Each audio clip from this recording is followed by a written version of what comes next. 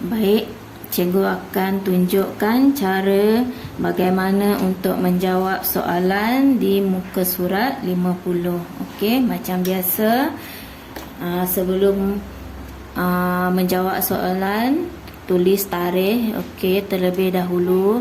Kemudian kamu kena baca semua dan tengok semua gambar okey ataupun jadual yang ada dalam muka surat tersebut. Okey. Jadi kita baca dulu tajuk dia, serap air atau tidak. Okey. Uji kaji ni kita nak menentukan sama ada objek menyerap air ataupun tidak. Okey, alat dan bahan yang diperlukan: gelang getah, kain lap, kertas, sudu besi, penyepit, air berwarna, bika sama saiz, jam randik. Okey, kemudian langkah-langkah dia: 1. Isi bika dengan air berwarna. Pastikan paras air berwarna dalam setiap bika adalah sama. Jadi macam ni lah rupa dia. Okey, air berwarna dalam setiap bika, setiap satunya sama paras. Okey, jadi kenapa kita guna air berwarna? Untuk memudahkan kita melihat paras dia ada kat mana. Okey, kemudian semua mesti sama paras supaya kita senang nak membandingkan. Okey, kemudian yang kedua, masukkan objek-objek ke dalam bika, iaitu yang pertama kita masukkan kain, bika kedua kita masukkan kertas, bika ketiga kita masukkan gelang getah, dan bika yang keempat kita masukkan sudu. Okey, langkah ketiga, selepas 60 saat, okey, masa ni kita ukur guna jam randik. Okey, selepas 60 saat, keluarkan objek-objek tersebut daripada bika dengan menggunakan penyepit. Nombor 4, lukiskan paras air selepas objek dikeluarkan ke dalam jadual di bawah. Jadi di sinilah kita akan lukis nanti. Okey. 5. Lengkapkan jadual pemerhatian di bawah. Maksudnya yang ini, bahagian yang terakhir ini.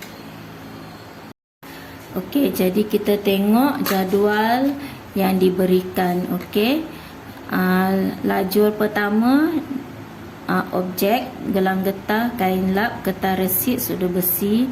Okey, lajur yang kedua, paras air di dalam bika pada awal. Okey, sebelum kita memasukkan objek-objek kain, kertas, gelang getah dan sudu. Dan lajur yang ketiga, paras air di dalam bika pada akhir eksperimen, iaitu selepas objek-objek tadi dikeluarkan daripada bika. Dan lajur terakhir, menyerap air. Okey, kalau dia menyerap air, kita akan tandakan tik, dan jika tidak, kita akan tandakan pangkah. Okey. Untuk uji kaji kali ini kita tidak akan buat secara betul. Okey, kita hanya guna pengetahuan kamu saja sama ada objek tu menyerap air ataupun tidak. Okey, tapi jika kamu ada bahan-bahan yang sesuai di rumah, bolehlah kamu buat. Okey, seperti langkah-langkah yang diterangkan di atas.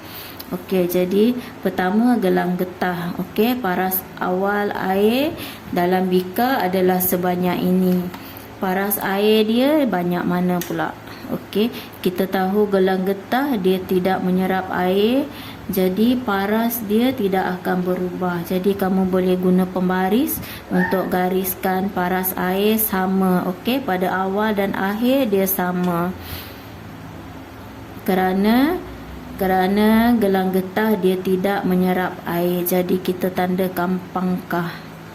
Okey, untuk kain lap, kita tahu kain dia boleh menyerap air. Jadi bila dia boleh menyerap air, bila kita keluarkan kain tu, maka air itu akan menjadi berkurang. Okey, jadi kita boleh lukis di sini. Air dia sekarang kurang sebab dia sudah keluar daripada bika bersama dengan kain lap. Jadi maksudnya menyerap air. Okey, kemudian kertas resit. Kertas resit dia macam kertas lain juga, dia boleh menyerap air, tapi air yang dia serap tidaklah sebanyak yang boleh diserap oleh kain lap. Jadi paras air tu dia akan tinggi sikit, okey, daripada paras kain lap tadi. Tapi dia berkurang, okey, berkurang daripada awal, paras awal, sebab ada air yang diserap oleh kertas resit. Okey, jadi